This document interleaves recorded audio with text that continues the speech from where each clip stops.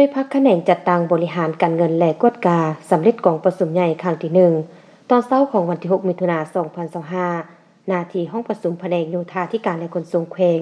ได้จัดกองประชุมหน่วยพักแขนงจัดตั้งบริหารการเงินและกวดกาครั้งที่1ขึ้นโดยเป็นประธานของสหายคำใบ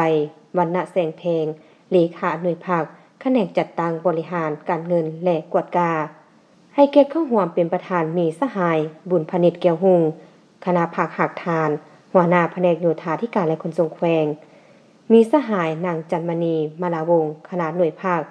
มีบรรดาคณะรับผิดชอบคันแขวงตลอดฮอดพนักงานสมาชิกภาคภายในหน่วยภาคเข้าร่วมกองประชุมดังกล่าวคณะรับผิดชอบได้ผ่านมติตกลงของคณะประจำภาคแขวงว่าด้วยการอนุมัติ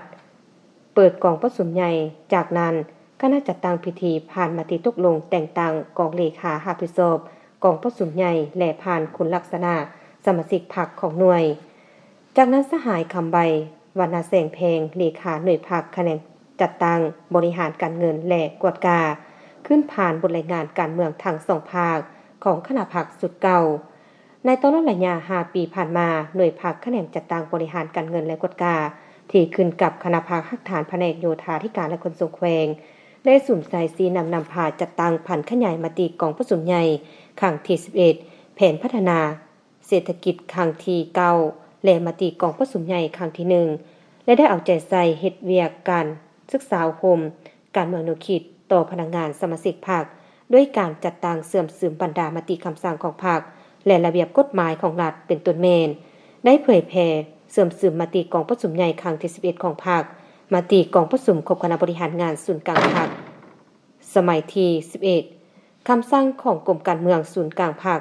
ติดพันกับการจัดตั้งปฏิบัติคาดหมายของแผนพัฒนาเศรษฐกิจสังคม5ปีครั้งที่9 2021-2025พร้อมกันนั้นก็ได้ถือเอาการร่วมชีวิตของพรรค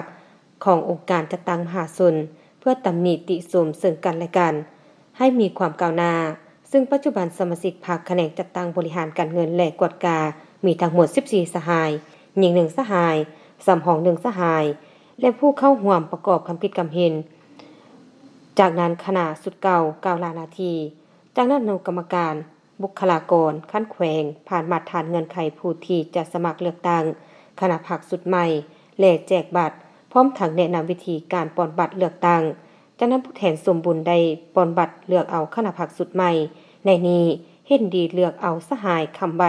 วรรณแสงเป็นเลขาหน่วยพรรคสหายจันมณีมาลาวงศ์เป็นห้องเลขาสหายไซประเสริฐสุทธิดาเป็นกรรมการทางเป็นประธานกวดกาและสหายคำอุ่นจอมวิสารเป็นห้องประธานกวดกา